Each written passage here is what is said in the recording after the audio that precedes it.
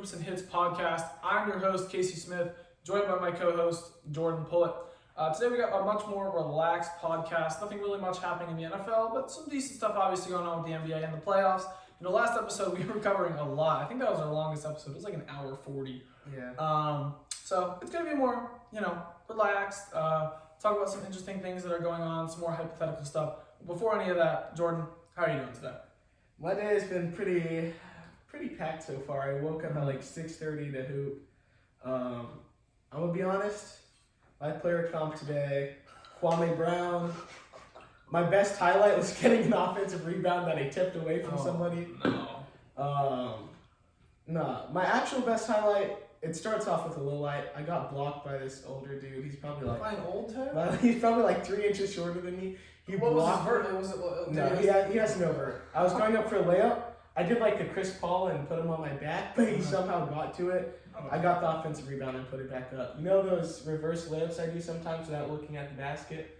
It went straight in. It went straight in, and I was like, oh yeah. I probably went 2 for 12 from 3 on the day. I had 5 points in 7 games total. Without 2 for 12 with our friends, that was pretty good. Yeah, but they were all wide open shots. That's rough. Wait, no, I hit another 3 actually. I hit like a Klay Thompson 3, so I had 7 points. I averaged a point a game. Not too bad. Wait. A point a game in like ones and twos? Yeah, ones and twos. Can I do a rant? We're gonna have a lot of rants, okay? Yeah. But I hate ones and twos in basketball. When you're playing pickup ones and twos, the argument is that it's like easier to keep track of. But I don't even think it's like that much easier. And it's so That's so stupid. if you can't count with twos and threes, then you shouldn't be out there playing basketball. You should be going back to elementary school. And it's so dumb because with ones and twos, a 2 is worth 2 times as much. So you can shoot 25% from 3, and you can go against someone that shoots 50% from 2, which is much better, and it's the same. Which I just think is stupid. And it's basically just whatever team is better at shooting. So I prefer 2s and 3s much more. I just think it's way better. And that was the crickets. There's crickets in my house. I'm going to go chase them down real quick. Jordan, keep telling us about your bit. Now we shut it's it on. Basically, I was just hooping today. Went into work a little bit, put in a quick little 6-hour shift. Do you know what those cricket noises are? Like, do you know what they're doing? Don't say that. They're doing that? No, they're not doing that. That's like That's It's great. close. No, it's close. It's their mating calls. Like they're calling for a mate. So Well, it got your attention. So basically, nah.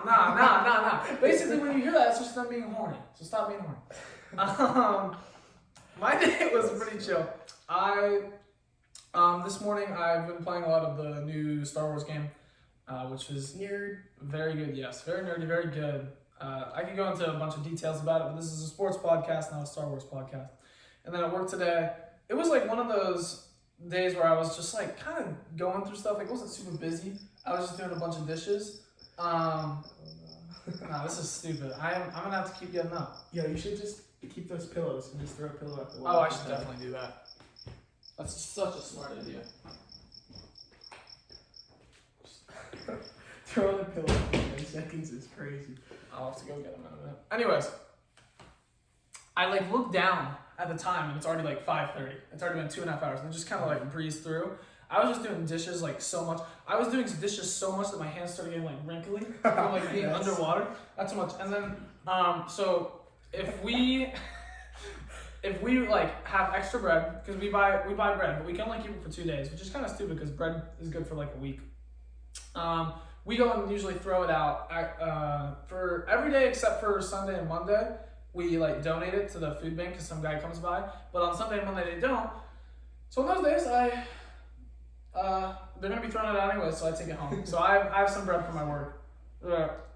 I've been eating, and it's very good. It's very soft, nice white bread. But that was oh yeah, and then I had a bunch of weird stuff happen at work that Oh yeah. I don't need to get into too much. Also, I saw a clip that we can't really talk about, but baseball announcers are crazy. That's all I can say. And A's. You can just. Nah, I don't know if you can say that on TikTok. You can. Whatever. This is a terrible listening experience. I'm not going. I've got crickets going on that I'm throwing pillows at. If you're listening to this is very rough. We should just get into the topics, though. We can save more tangents and antics for the end.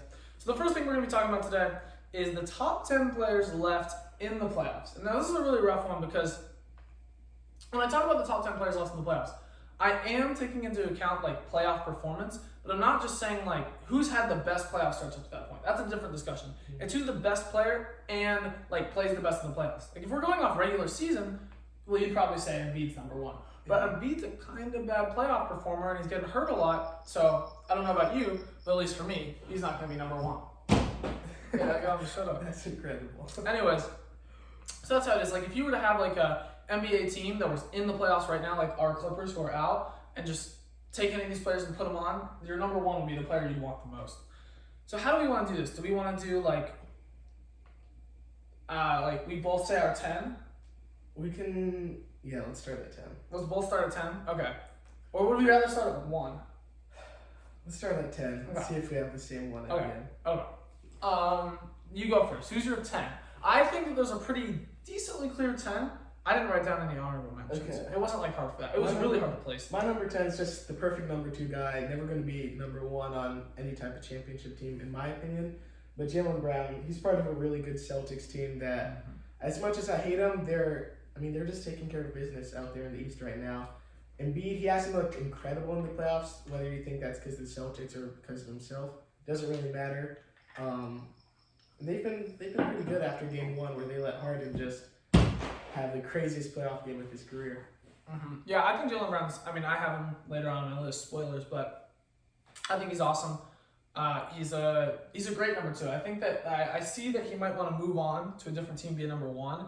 And I get it, like he wants to step out of the shadow of Jason Tatum, but I don't think he's good enough to be the number 1 player. But he's an amazing second best player on any given night. He can be better than Jason Tatum or anyone on that Celtics team.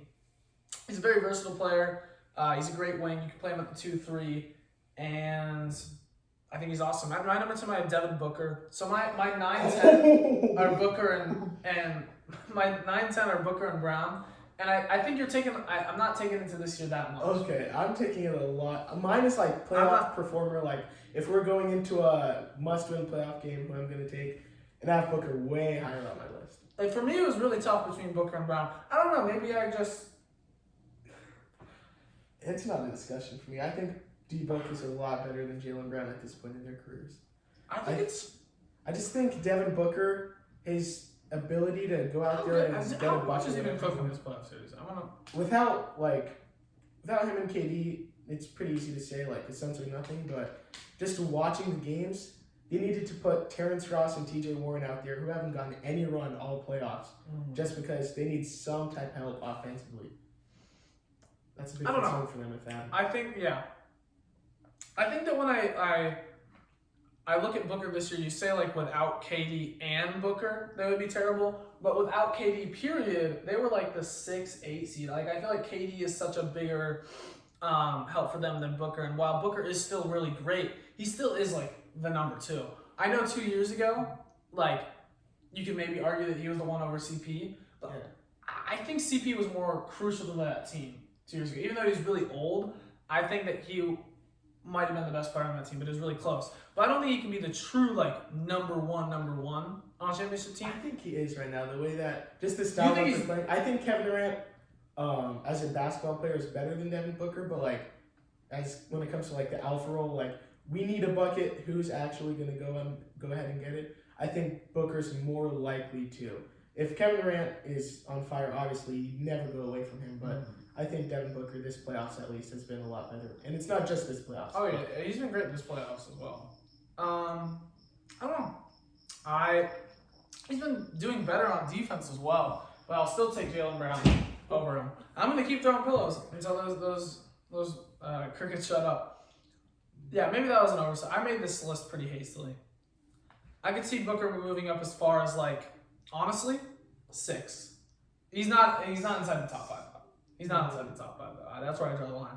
Okay. Who's your number 9, though? My number 9 is Jaylen Brown. We've already talked about him enough. My number 9 is a guy that, I mean, honestly, if we're just looking at him as a player today, I don't know if he makes the top 10, but historically he's been so great, and, I mean, there's just a lot of weight when it comes to his name. I have LeBron at number 9, because if you watch him on defense, it starts to get kind of annoying. I hate the Lakers, but it gets annoying, like, he'll let someone backdoor him and he'll blame D'Angelo Russell for it. Like who do you think you are on a basketball court to get completely beat and look up and try and blame someone else? Defensively, he's been terrible. Offensively, I've had a little joke that like he's playing like Steve Nash. He's looking to facilitate, pass the ball more than he is to like kill the Warriors, kill the well, against Dylan Brooks, he tried to kill him. I'm not gonna lie, but he hasn't really had that same mentality against the Warriors. There's people are saying it's like a calculated approach, but I prefer my best player when he can, because we know LeBron can do it, to just go ahead and win us the game rather than rely on D'Angelo Russell, Jared Vanderbilt, guys like that. Yeah, I think that, I mean, there's still a lot 2-1 in the series. We'll see how the rest of the series turns out. If they do lose the series and like LeBron's not like taking those shots, then I can see that. But I think so far he's done a good job at facilitating. But yeah, I think the defense part is probably your biggest knock against him because he's just kind of lazy.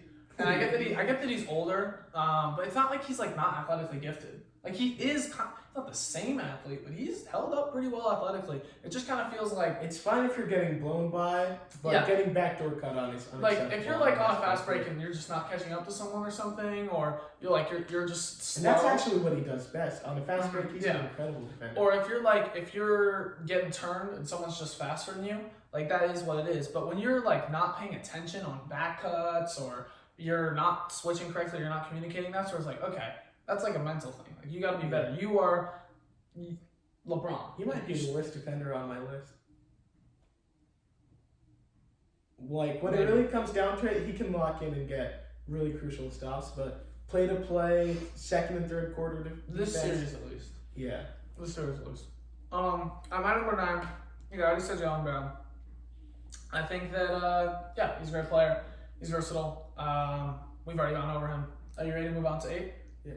All right, my 8 is a guy who, when you look at him as a player, you really hope that he'd be better in the playoffs, and it's Joel Embiid. He historically has been very bad in the playoffs. He's dropped off a lot, and he hasn't really had like a really like I'm him playoff series, like a series where he just takes over and you look at that stretch and you're like, wow, these 4 to 7 games, he really asserted himself as the guy in this series. Like I guess you could say that in the Nets series, but not even. Really. Not even. He only played a game and a half. Not even. I'm pretty sure. Not even. Like he looked good, but like he wasn't healthy. So I think it's a factor of A, not being healthy, and B, just not being as dominant in the playoffs. When you look at like his best playoff run was with the Sixers team that Jimmy was on, and Jimmy was the best player on that team. Yeah. And every other series he's been in, it's just he's not been great. So, but he still is. Well, all of that being said, he still is Joel Embiid. He still is the MVP, and I still have faith that when fully healthy, he could be much better. But because of the concerns of playoff success and being hurt, I can only put him as high as 8. Yeah. For me, I have a guy somewhat similar to that. I have Anthony Davis at my 8. It's just, you see games like Game 1 in the Warriors series where he's just by far, like, people were talking about, is he better than Giannis after Game 1? And then Game 2, he let JaMychal Green outplay him, in my opinion. And it's just, when I'm building a playoff team or when I'm seeing a team for the playoffs, I don't want to have that type of inconsistency on my team. I want to know what I'm getting from every player and maybe have a superstar where if I need them to go above and beyond, they can. I don't know what I'm getting out of Anthony Davis day to day. Like one day he could grab his arm and say he can't move it like he did in the Grizzlies series. The next day he could drop 50, and then the next day he drops 15 and 10. Like, as incredible as he can be on any given night, his reality on night-to-night basis, he's just not a top 5 player in my opinion. But when he's on, he's looking top 2, top 3. So that's why he's still high. He's been playing center now, which I like as well. I still see him lined up like a lot of people put him at like power forward and say he's a power forward, but he's been starting. I have this if I can. He's been starting at center. Yeah. Like they haven't been playing Wenyen Gabriel and Mo Bamba out there. They've been playing Anthony Davis, and I think that's where he really should be. He is a pretty physical dude. Like he does get. It's kind of weird because like he is a physical, like strong, decently built dude, but he's also super hurt. So he's like a glass cannon, I guess. But I'd like him at center, so I think that's a good thing as well because that's where he's best. And I like that they've been doing that with him this year. I think that's been very successful. And yeah, AD is a very talented player. No one can argue that. It's just whether he can stay on the court and whether he can be consistent. I think him and Embiid.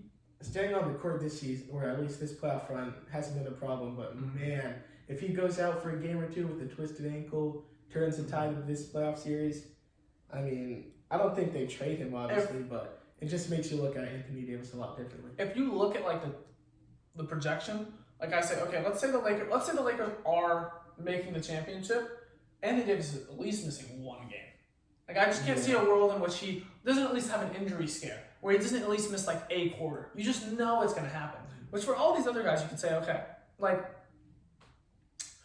yeah, maybe a guy like LeBron can be injury prone at this point in his career, but I can see LeBron making it through the rest of the playoffs. I literally can't see Anthony Davis not even having like a he falls on the ground and is like, this is the end of my career. Like I just know it's gonna happen. Jimmy Butler currently is playing on a bum ankle, and I trust him to play like the rest of the playoffs more than I do Anthony Davis, who's completely healthy to our knowledge.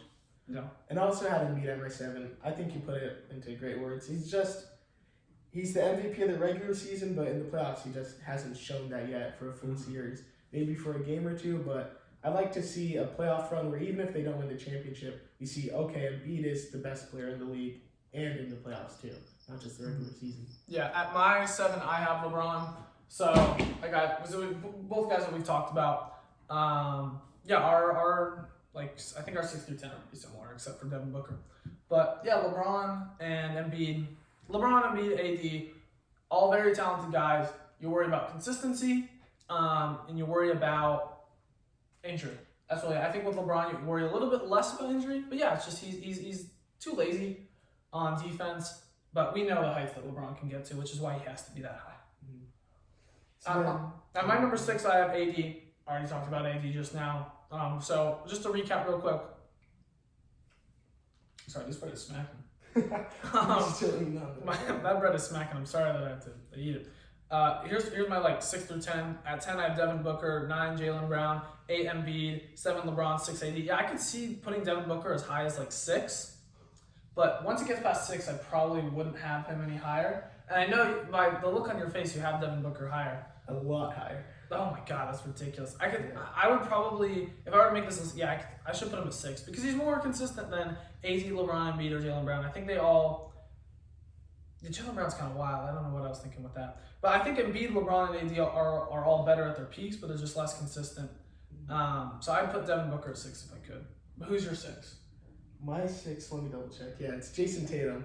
He's at this point in the list, they're all like all NBA first team caliber players. So when I'm criticizing them, it's not like they're a bum, but it's just you have to criticize parts of their game. Mm-hmm. Jason Tatum's a really great shot maker and also a really tough shot maker, which at times it's incredible when he's doing the fadeaway, trying to be like Kobe, pointing at his wristband. It's cool and all, but sometimes there'll be a quarter or two in those games where if Jaylen Brown isn't going, Tatum will try and do it himself, and he'll be like 1 for 7 in a stretch, 1 for 8.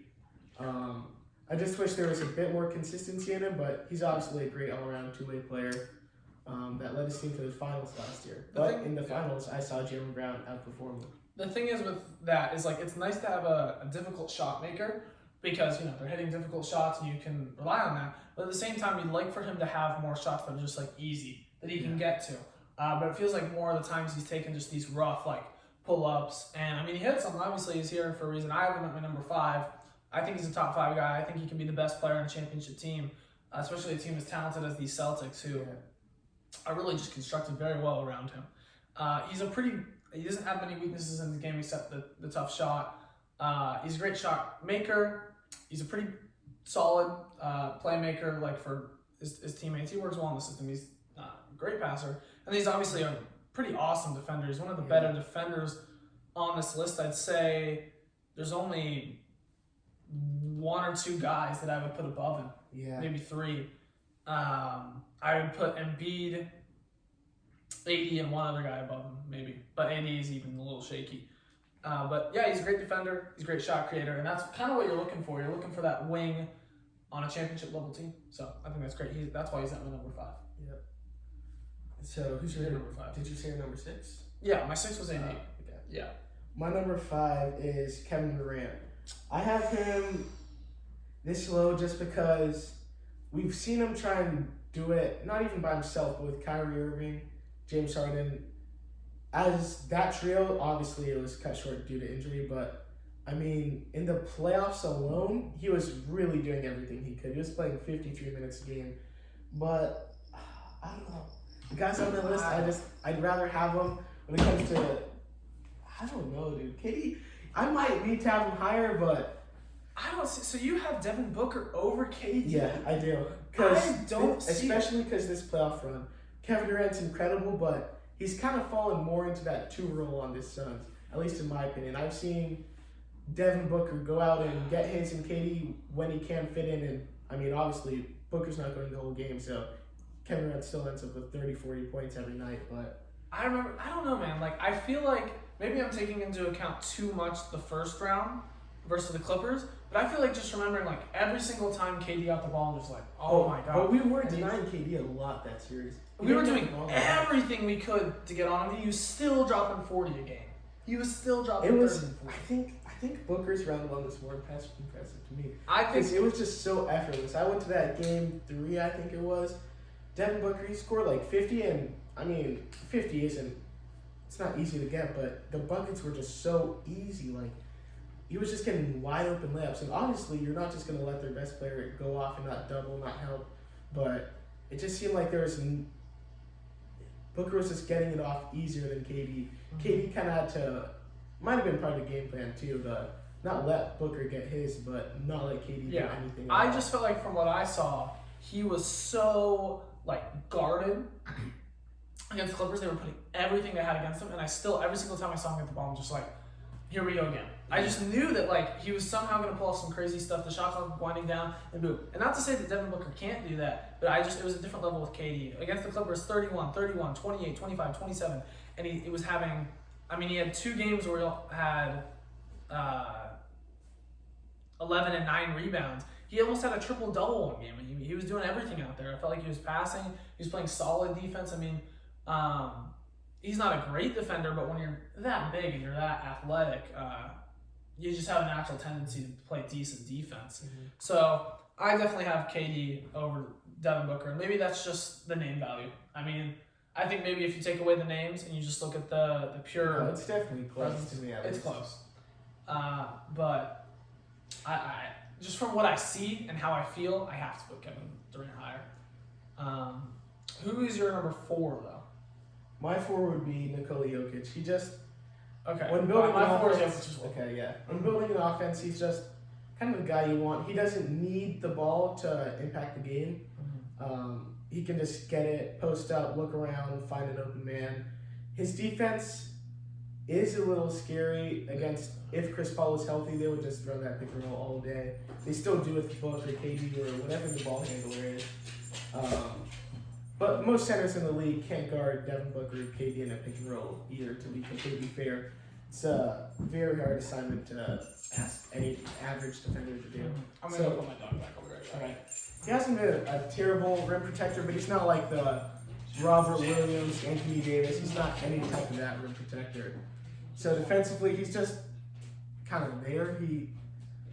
So that's why he's not number 1, at least to me. Because offensively, he has the skill set of everything you could want. Great passer, decent shooter. I wish he was more aggressive, just like as a fan of basketball, because I think that would be fun to watch. But you can't blame him for being a little bit more passive.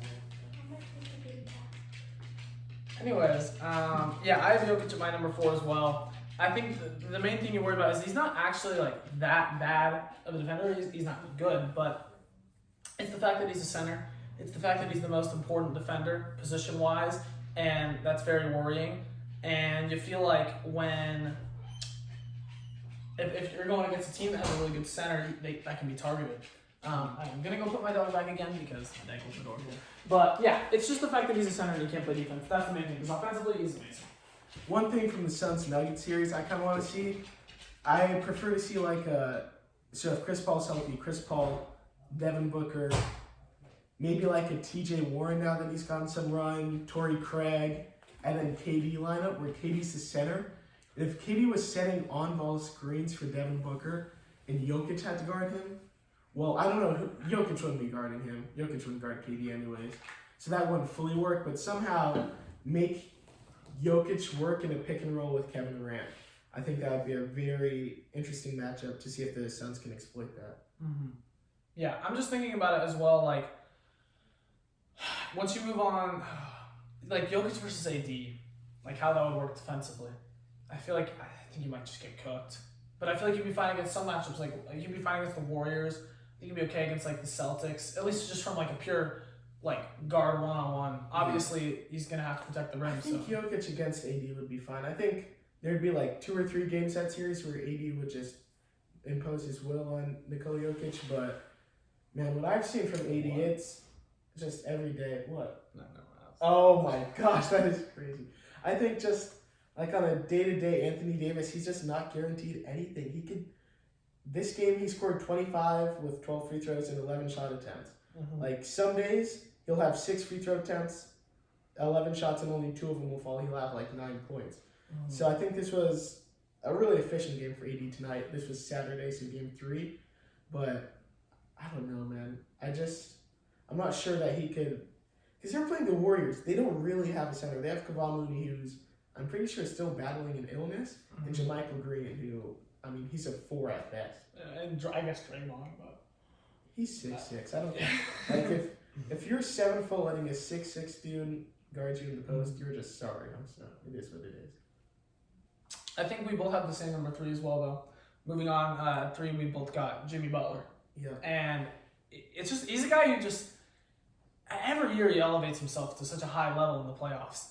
Not last year as much. He actually didn't do great last year. Or no, they made the Eastern Conference Finals last year. Oh, yeah. They made the Eastern did. Conference. It was the year before that. It was the year before that yeah. But it just feels like almost every year he just elevates himself to such a higher level in the playoffs. He's such a great shot creator. He's just scoring these insane buckets, and he can go and guard your best player. I mean, the fact that he's number 3, like saying that before the playoffs would just be so crazy. I remember I made a list on TikTok of like my top 10 players going into the playoffs, and he was the playing team, so I didn't even have him there. But I didn't have Jimmy Butler there, and I just had people go back and be like, oh my gosh. Like, I'm telling you, before the playoffs, there was no discourse about Jimmy Butler even being a top 10 player. But it's just the guy he has. It's just a different mentality. Yeah. He elevates his game so much in the playoffs, and so does, I mean, not on this list at all, but Jamal Murray. They kind of just come out of nowhere. I'm pretty sure Jimmy Butler will only average like 18 points a game this season, maybe 19, which is just ridiculous. How do you go from 18, 19 points a game to just dominating the playoffs? The first round, he was getting guarded by Drew Holiday, dropping 22 in the regular season. Or 23, because it was 22.9. Yeah. TikTok lies. So 23 in the regular season. Man, it's just incredible to watch. Because especially the first round. This round, he's still been great. But dropping 56 on Drew Holiday and talking trash mid-game, like, guard me. What are you going to do? Guard me. Mm-hmm. Like, that's just not calling for switches, not calling for screens. I mean, obviously he runs some screens, but he was getting guarded by the best player on every team, and they still can't do anything to really contain him. And it's like, I mean, this Heat team isn't very good either. I really don't think this Heat team is that great. And he does it with the mid-range too, which it's interesting to see, like, in this particular playoffs, KD, Devin Booker, Jimmy, they all use the mid-range more than most of the league, and they're part of the most successful teams, so. Yeah, I think that the having that mid-range shot is really important when teams are guarding inside. You have to have the mid-range as well, or else. Bringing it back to my basketball runs today, I used to be a mid-range killer, like, not like Kevin Durant, I'm going to get the ball tween mid-range, but I could hit a mid-range shot. Now, I'm not sure that I could. I don't know the last time I shot a mid-range shot. I just don't like. When I play basketball, I either go for layup. If it's in between the three-point line and the layup, I try and get a floater off. Bill Brewer took away my mid-range shot. Yeah. I used to, like, when we would play pickup basketball, you remember I would just go midi. And now it's like, I don't even, like, remember how to shoot from that close. It's always going to be over. It's a terrible thing. It feels wrong. It's a disease, man. I used to love the mid-range. I need to get back to that. Speaking of mid-range, my number 2, I think 1 and 2 and 3 are kind of like a different tier. But KD, I already talked about this before. I think he's just such a threat offensively, and I just get so scared as an opposing fan whenever the ball is in his hands. That fear factor with KD, it's him and the guy that we have number 1. But when the ball's in his hands, you're just like, dude, what are we gonna do? What can you even do? Who can you throw at him? It feels like no one can guard him. Who left in this playoffs can guard him? I'd say Jimmy Butler, and like that's it. Yeah, and even like at Maybe KD's Jason best, he's just Tatum. getting it off above him. Yeah. So, Jimmy Butler and Jason Tatum are like the only guys that you could even like think could try, but it's just so difficult. I mean, he's such a threat, and you don't even need it. It's Kevin Durant. He's insane, but he does not pass the number one. Who'd you have it to though? that's where I have Devin Booker. We have Suns teammates at number 2. I just, from what I've seen this playoffs, D-Book, it's so effortless. He'll just drop 40 in a game, be like, yeah, D-Book he's going toe-to-toe with Kevin Durant on his own team. So I just think, as a duo, those two are completely carrying the Suns. If one of them had to go out for like a 6-minute stretch, not even like a full quarter, full game, or out with like a dislocated shoulder for 6 minutes, I think that the team would completely fall apart. But I just think Devin Booker, especially defensively this playoffs, he's been super locked in. Like possessions, he's just getting people in people's faces once they cross half court. So. And then at number 1, we both have Curry. Yeah. It's just he attracts so much attention. Not only is he going to give you a bunch of points, but he's going to bring the defense towards him. So other players are going to be open. He's been better defensively than I think almost any point in his career. He's been fine. Like, he's not a super defender, but he's a great playmaker. He can play on ball. He can play off ball. I think off ball is one of the most important things. I think he's the best off ball player on this list. In the league, in my opinion. In the league, yeah, in the league, let alone this list. But it's Steph more though, Curry. Yeah. Is there anything else you want to say about him? No, just watching a team set like 5 screens for him, it's so tough to guard. You'll get through 4 of them, and you'll get through like the last half of that last screen, but you'll be half a second too late, and it's just 3 right in your face. There's nothing you can do about it. And when he does have the ball, he's gonna try and either blow by you or cross you up, try and find a open Klay Thompson or something to help you out. So I think Steph Curry this playoffs has the potential to put himself even higher all time, whatever that means to every individual fan, whether it's the number 1 point guard solidified as that, whether people want to say he's better than LeBron because he wins a playoff series. I think he has I don't a chance think to do it. I think that take is a little bit. That take is funny to me. Curry over LeBron just because he wins this playoff series. Like maybe if you want to say if he wins the championship, which I would also disagree. At no point has Steph Curry been better than LeBron James. Like I would take LeBron James' peak more, and he's had better longevity. I think the 2016 season. You think the 2016 season he was better than LeBron that year?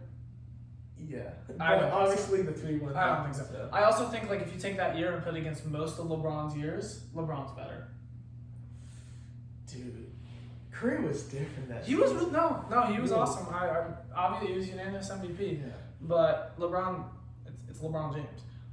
But just winning this playoff series, like that's silly. That's so dumb. He's still the same player. Like it's so dumb. But now we're gonna go on to something that's a little interesting. I think so. If each of these teams are in the playoffs were to lose this series and not make it into the finals, or not win the finals, I mean, what would be their window for a championship? How many years would they have left to win the championship with the core that they have? Because obviously you could be like, oh, well, the Suns are going to trade everything and then they're going to have a championship window over 30 years. That's not how it works. We're talking about like with this core, with the players that they have. So we're going to go series by series. I want to start off with the Celtics, Sixers, then we'll go Knicks, Heat, Warriors, Lakers, then we'll end with Nuggets, Suns. Okay. So what do you think is the realistic window? Let's start with, I think, like maybe the easiest and biggest, the Celtics. How long, like with this core? Easy to you? Dude, I don't Not know. easy, but like I think this is the longest. I think this is the longest window. Yeah, I think it depends a lot on Jaylen Brown and his future, but assuming he stays with the team and like all the important pieces stay, I think they could maybe bind with the same roster for another year or two.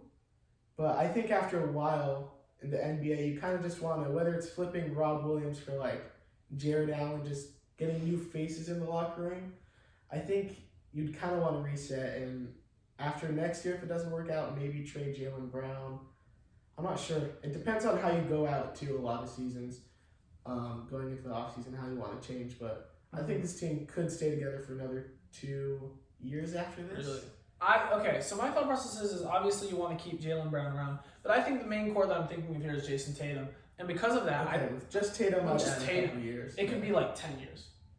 Yeah, I wouldn't do all that. I'd say like 4. For, A lot can change in the NBA. A lot can change. I don't know. Maybe I'm thinking too far ahead, but 10 years ago, what was that? 10 years ago was 2013? Yeah. Dude, Yeah. LeBron was on the Heat. Yeah. Okay. I'll give it like 5 then. I'll say 5 reasonably. I can see Tatum and Brown being together for another 5 years, and I think that there's also when you look at a lot of like teams that break apart because it's not working, it's usually because superstars were like brought in. It's because players were bought. But I think because the Celtics core is like is homegrown and because they've been drafted, the fans in the front office have more leniency with them, and they're like, okay, it's okay because these players are also going to get better because they're still like kind of young. Even though Jason Tatum's 19, yeah, forever. But like with a team like the Nets, if they had drafted those players, I feel like they would have kept them around for longer. But it's because you like bought them that you feel like you kind of have to get rid of them when it's not working after a couple years. But I feel like the Celtics have a longer window for that. Obviously, with Jaylen Brown, he could be leaving at any moment. But I think if you say that however long Jaylen Brown and Jason Tatum will be together, that's how long their window is. So I'll go 5 years. I'd say 5 years. What about the Sixers, though? The Sixers, they're interesting to me because outside of Embiid and Harden, if they don't win the season, I want everybody off the team. Maxey can stay too. I'll say Maxey, young asset. Unless maybe they can get like a unhappy superstar that we don't know about. But realistically, Embiid and Harden, you want to keep them together. Tobias Harris, you've got to go. I don't care. What are you going to get? I don't care. What are you going to get for him, man? A role player, free cap space, something. Who's trading for Tobias Harris? I don't know. I mean, who was trading for Ben Simmons? But it happens. Yeah. I'd say the Rockets would take Tobias. I mean, they want better guys, but based on hiring Ime Udoka, I think they kind of want to win, not like a championship now, but get better now. Tobias Harris he can take a really bad team and make them kind of bad. So Yeah, that would he work. did that to the Clippers. Yeah, Well, yeah. that's No, not he easy. can be something. Yeah, so I'd say, because Embiid, he might want to see changes or leave by himself if things don't turn around quickly, if they lose the series. So maybe I'd say 2 more years for Embiid and Harden together. Yeah, because Harden's gonna be getting older, and Embiid is just like he's already like 28, I think, and he's just been so hurt. I mean, his whole career it's just been injuries. I mean, he didn't even play his first 2 years, I think. No, not at all. Because he was just hurt. So it's very difficult to see a way where it's like he can be the best player on a championship team, like talent-wise, but you can't have your best guy hurt as much. You see it with so many teams. Availability is the best ability. You need to be a healthy team to win a championship. That's what all the championship teams have in common. So, yeah, I think 2 years is about right. I think after 2 years, you'd start seeing people be like, hey, maybe it's time for Embiid to go. Because he just won the MVP, so next year I couldn't see that happening, but 2 years, I think that's where it would end. Next up, though, in the East, we have the Knicks. I say 0 years. They can't win a championship. They're not winning a championship this year, and I don't see them winning. I don't see them winning it this year, but if they want to win a championship, I mean, it kind of has to, unless you get another Jalen Brunson where it's a off-season signing that turns out to be perfect and it's like a superstar or just a star-level player. I just don't see it happening with the Knicks. If they can somehow come back, beat the Heat, I guess best case scenario for them would be like the Sixers win, but Embiid's still hurt. He re-aggravates it, makes it to the finals just because they were the healthiest team, and then play the Lakers and AD goes out. Like I can't really see that. That literally has to be the path. I don't see that. There has to be so many things breaking their way. And so I guess they could win a championship this year, but they don't have the roster, man. I mean, Julius Randle's been booty. Yeah. He's had like one of the worst. I looked at the stat. He has like one of the worst field goal percentages by a playoff Knick in like 40 years since they were playing with KKK members and freaking. I don't know, man. Like he's been having such a terrible playoff stretch these past 2 years. I don't know what's happened, but yeah, they just don't have the foundation to be a championship team. So the playoff window is 0 years. When do we want to move on to the Heat now? Yeah, the Heat aren't at their best because they don't have Tyler Hero, but I think this is kind of the Heat's last year too. When you look at all their players, they're all, every team technically is getting older, but Kyle Lowry, Jimmy Butler, Kevin Love's a big part of this team, even though he comes off the bench. Their main guys are all relatively old. Jimmy Butler's 33. Yeah, how many more years can you expect Jimmy Butler? Kyler's 37, Kevin Love's 34. The Yeah. only young one really is are Tyler Hero and Bam. Mhm. And they're, as much as I love Bam and the defense that he brings, and as much as I like Tyler Hero, they're not improving. They're not improving. So, God, it'd probably have to be this year. It's hard to predict how well Jimmy Butler's going to age because you don't know. He's held up fine so far. He's gotten nothing but better, honestly, throughout the entirety of his career. So I could see him being still good for another 2 years, maybe. But I think they kind of have to win this it kind of year. has to be this year. So I'm going to go with just this year. I could see them winning this year and maybe next year. But it'd be hard because, man, you didn't win it this year. You got so much out of Jimmy. From a team building perspective, what do you do? What's the next There's no step? moves to do. There's no moves to make. Mm-hmm. Get rid of Lowry somehow, but what are you getting back? Nothing. He's 30. He might retire, man. He might retire after this year. I could cool. totally see him retiring. All right, so that's the East. Moving on to the West, though, we'll start out with the Nuggets. Man, I'm not a big fan of the Nuggets long term if they don't win it this year, to be honest. I feel like I've been saying that with every team except the Celtics. I just can't see. If I was the GM, I would do it this year. I get rid of MPJ or Jamal Murray to me because you're keeping Jokic. I guess you keep one of those two, and if you want to keep Aaron Gordon, that's fine. But there has to be some pretty major change because dating back to even before the bubble, all they've really done is add Aaron Gordon, and MPJ's gotten better. Aaron Gordon's been a good signing. Yeah, not he's been- signing, but trading, to be fair. He's been really good, but they really haven't done much else since the 2019 season. So Their hope some was big just change has to happen. their hope was just MPJ would get better, Jamal Murray would get better, and Jokic would get better. And Jokic has gotten better. He's gotten to an MVP level, and so has MPJ. But MPJ is literally just a bucket. He does not do anything else on the basketball court, He doesn't pass. which is He great. doesn't But defend. He doesn't rebound. they have they don't have enough defense. This team. They're I think they're 15th in defensive rating, which is fine. But when you look at championship teams, I think I saw a stat that every single championship team except for one has been a top 5 defense, and that was the 2016 Cavs with LeBron, which is it's LeBron, so whatever. But you have to have a good defense to win championships. That's what you see with pretty much every team.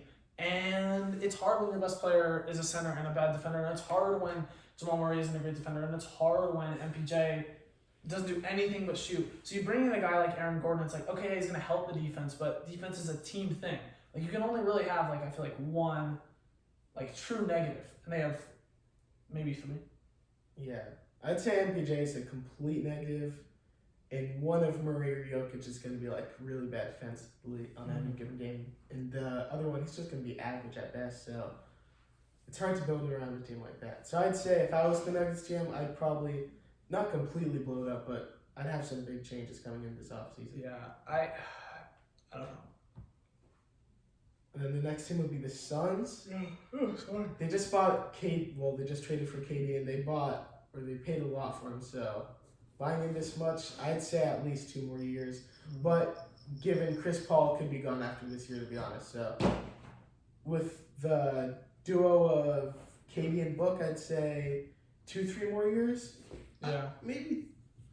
I don't know how long he's KD's athletic, but I could see him aging pretty well. Yeah. At least being solid as he gets older. How old is he? Let me check here. KD, I believe he's 30. 34. 36. 34. Okay, 34. So, yeah. and one of the things I'm worried about is that this Chris Paul injury, I think, is really showing me how much he actually still matters to this team, because they've looked kind of rough about him, at least from a playmaking perspective. And I feel like if you had him for the whole series healthy, I think they wouldn't be down 2-1. I think they'd be up 2-1. So who are they going to have to replace Chris Paul? Because I think next year. I think you trade in and try and get clear cap space and try and get just a solid point guard facilitator type guy. But man, Aiden this playoffs has really, really disappointed me. He's going against Jokic right now, and he's just. You can't blame him for having a bad series against Jokic, but you can blame him for his fight. There's multiple clips, the one that's gone viral, of him just on the sideline watching Aaron Gordon, Nikola Jokic feast off offensive rebounds when he's just standing there. It's just tough to watch plays like that. Yeah. And, I mean, he said coming into the season, him and Monty hadn't talked because of the way that last season ended where he got benched. And they obviously didn't win the championship, so he didn't believe that was a success to winning. And last night, he got benched for Jock Landale in the fourth quarter. Yeah. That's just unacceptable. I only know who Jock Landale is because I watched Matisse Thybulle vlogs when they were playing for Team Australia. Outside of that, I've seen him play, but I wouldn't know who he is. You can't be having a center who you're paying a lot of money, and he's supposed to be really good benching him. So that shows me that you kind of got to get rid of him. Or you either got to get rid of Monty or you got to get rid of the other. Get rid of and they're him. not getting rid of Monty.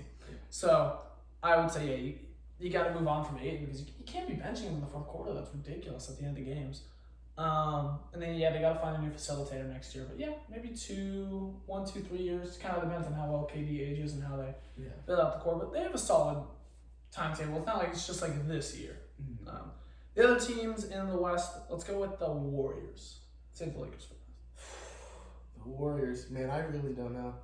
It's like with Draymond's situation, say he comes back or he doesn't. I don't think that really changes their championship window. I think they could replace him, but dude, not like replace everything he does, but like when it comes to winning a championship, I don't think His Draymond. defense is a big thing. I think they could still be contenders without him, though. Yeah. Just for me, it depends how much longer Curry can be number one on that top 10 list. Because He right needs now, to be number one. if he's number 5 instead of number 1, they're probably watching from home. Because that game 7 versus the Kings, this playoffs, that showed a lot about the Warriors. When it really comes down to it, they need Steph to be at his absolute best if they want to make it just past the first round. And not only has his on-off numbers been really good for offense, not only has he shown that he's been really good on offense, but on defense as well, they've struggled a lot without him. Like, just as a team, when he's not on the floor, the Warriors suck. It's literally that simple. I don't think you see it as much with any other individual one player. So, yeah, he needs to be at least, like, top 3 in the league and in the playoffs to have them have success. He's another player who's not that athletic. I mean, you could see him holding up for a while, but at a number 1 rate, no. Any player as they get older is going to fall off. Yeah. So Curry is, let's see here. Curry, He's 30. 35. He's older than KD. That's weird. That is really weird, actually. That does feel kind of weird. I think it's because in the beginning years of his career, he was pretty hurt and banged up. But 35, like, dang, man. Curry's going to be retiring pretty soon. No, don't do that. Curry's going to be retiring pretty soon. I remember when I first heard about Steph Curry. Random story. I found out who Steph Curry was the next night. I had a nightmare. You know the street? No way. The street. So you're going from like John Mark's house down to the highway. Yeah. But right by that 7-Eleven, he kidnapped me. Took me in a pickup truck. That's all I remember. Steph Curry kidnapped me in a white Ford F-150. And I just saw I remember seeing his face. He had like a baby face. Man, that wasn't a good time. But that era in 2015, well, that probably happened 2013. That was a good time. Dreaming about it, bro. That's crazy. I thought he was gonna kidnap me, man. That's not how I learned about Curry. But yeah, it's weird to think that he could be retiring pretty soon. And it's just how long he's gonna be around. So maybe 2 years. 2 years max, honestly. Yeah. I can't see a 38-year-old Curry hobbling a Warriors team to the finals because what's the rest of the team looking like? Yeah. Moving on to the last team, the Lakers. I think with the news that we got today, Bronny staying at USC, I could be reading into it too much, but I think that means the LeBron James family wants to stay in LA a lot. So I think probably with him and AD, I think there's only one more year. I don't think they hold on to AD another year after this year and next year if it doesn't work out. But with LeBron, I think they have 2-3 more years left. I could see LeBron staying around for 2 or 3 more years, but with how lazy he's been, obviously athletically he's been okay. He's been fine. He's holding up in that way. but how his body's been kind of breaking down and how I think the mentality has just shifted where I don't even know if he like wants it quite as much anymore. I don't want to say it like this is kind of like a lame. I don't like this take that much, but like he just doesn't have that dog in him anymore. Man. He just doesn't have that grit. So I can see LeBron staying on for a decent amount of time, but like, is a 39-year-old LeBron gonna be the guy, especially if Anthony Davis isn't there anymore? I don't know. I think this kind of has to be their year. I think looking back on it, I could say that the Heat, it kind of has to be their year. The Lakers definitely has to be their year. The Knicks, because I don't think they're going to win it regardless. Yeah. And then with the Warriors, Suns, Nuggets, Sixers, and Celtics, it kind of just depends on, we don't really know how long their core is going to stay around. Yeah. But we can all see within like 2 or 3 years, their core is gone if they don't win. Yeah, I think for the Warriors especially, more than any other team here, it really matters how their young players develop. Moses Moody and Jonathan Kuminga, I think it really matters their development. And Jordan Poole, this year, he's gotten a little worse, but he's pretty much stayed the same. I think he needs to step up into a little bit of a better player if they want to truly stay as title contenders for the next, 3 years. Yeah. I don't know if it matters that much, though. I think it really just matters with Curry, because, I can't see, once Curry's done, I don't really think it matters how much better the young players are. I think it matters in the sense of how good they are now and how relevant they are for the next 2 years. But I don't think their young players getting any better is gonna extend their window. It's just gonna open it more. It's just gonna be a better opportunity rather than a longer one. Mm-hmm. Do you have much to say about? There's nothing going on in the NFL. Do you have much to say about the NBA playoff series individually? I'd say. Let me think. I want to see the Nuggets and Sun series end to see how each team would approach the offseason. Because I think those two teams have not the most questions, but maybe the most important questions when it comes to the West. Because say the Suns get knocked out, what happens to Chris Paul? What happens to Aiden? Mm-hmm. If the Nuggets get knocked out, me personally, I'm looking at everyone on the roster except for Jokic. But they might keep it together one more year, but I don't know. Knicks Heat, it's been a low-scoring playoff series. Yeah.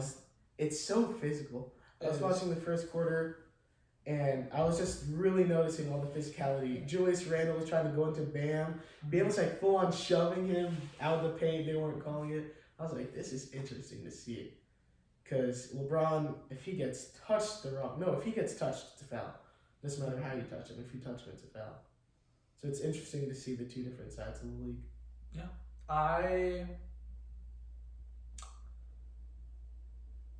I'm interested with that Knicks Heat because either one of them then has a 50-50 chance to go to the finals. Yeah. It'd be weird seeing either of those teams in there. It's just a very open playoffs. I was talking with my coworker today about this. I really don't have any team that I can confidently say is even going to make the finals. Do you have any team out of 8 teams left? Which team are you most confident will make the next round? Celtics. I think that's pretty easy. Dude, I don't know. I think I can say that, especially with Embiid. Yeah. I can and they're up 2-1. I think I can say that. I might say the Heat number 1, just because the Knicks have had a great season, but if it comes down to a game 6, game 7, I'm taking Jimmy over Jalen Brunson. If it really came down to it. Yeah. It's one of the East ones. The West ones are 50-50. Yeah. The West ones are really tight. Do you have anything else to say, though? No. I think that's it. I'm ready for baseball, man. Baseball season. Okay. We're into doubleheader days. We're playing so many minor leaguers as the Cubs. I'm a Cubs fan. Mm-hmm. I think we're low-key tanking again. Because we had a pretty solid start to the season. All of a sudden, keep going. All of a sudden, we just started tanking. All these rookies that I've never heard of are starting to play. We'll have a baseball day sometime. I'll get Father Steve on the podcast. That's my dad. He loves baseball. I don't watch baseball at all. I was gonna tell him to come out and talk about it now, but I'm so excited for baseball. I just bought a Javi Baez T-shirt. I want to buy a Seiya Suzuki shirt, but they don't really sell them. Mm-hmm. So yeah, I don't watch baseball, to be honest. I need to start watching baseball because I need to get into that. But it's just a hard sport for me to watch, to be honest. It's too many games, and it's not an exciting thing, to be honest. I don't fully watch it because, my favorite team is the Cubs, and we live in San Diego, so it's not going to be on all the time, but I'll always check the highlights and stuff. That's There's this account called John Boy Sports. He breaks down games. It's pretty cool to me. John Boy Media. Yeah. You know Like he worked with, yeah. I didn't know he like broke down. He does a lot of, like, he started with baseball and he does mostly baseball, but like some of the most famous stuff he does is like lip syncing or lip reading, I guess. He'll be like, the ump told him, same one. it was a strike, it was down left in middle of the zone, strike. You have no eye. That's my favorite part. Wait, what is he on? What platform is he on? I think it's his own. It might be Barstool, but I think it's his own. John Boy Media. Wait. Oh my God, he's crazy killing me right now. But yeah, we need to have a baseball episode. It could be like you, Jamark. Oh, so Padres, dude. Why are we selling Padres stuff at Walmart? Because we're in San Diego. Dude, What are you talking about? We're in San Diego. get it out. No. What are you Get what, it in out. San Diego? What are you talking about? I hate it. Why do you in any other city? We didn't sell Padres stuff last year. Cause they sucked. They were decent enough. At this point in the This guy? season? No. I thought the John Boys you're thinking about. Holy smokes. What? Oh my God! You were saying John Boy. John Boy. You were saying Jomboy. I thought he was talking about John Boyce, who is like a completely different guy. Who is that? He like, dude, he does like deep dive, like, I don't even know how to describe it. That's why I was like, he does baseball stuff. Like What? deep journalism? He does like deep dive journalism stuff. Like he'll talk about like the craziest sports stories and stat stuff. Like he talked about like, he makes like really like long videos. Like he made one about the highest scoring college sports game of all time. It was like 122-0 in football. He talked about like a 244 to 160 game in basketball. He talked about Barry Bonds. I don't know. We'll talk about this more later. This is so off topic. John Boy and John Boys. Those are two completely different people. Yeah, we should have a baseball episode. I think that'd be fun. Yeah. But I think that about wraps it up. Thank you everyone for sticking on the show. It was just a nice relaxed time. I think it was a good episode. That's all for me. Everyone, have a good night.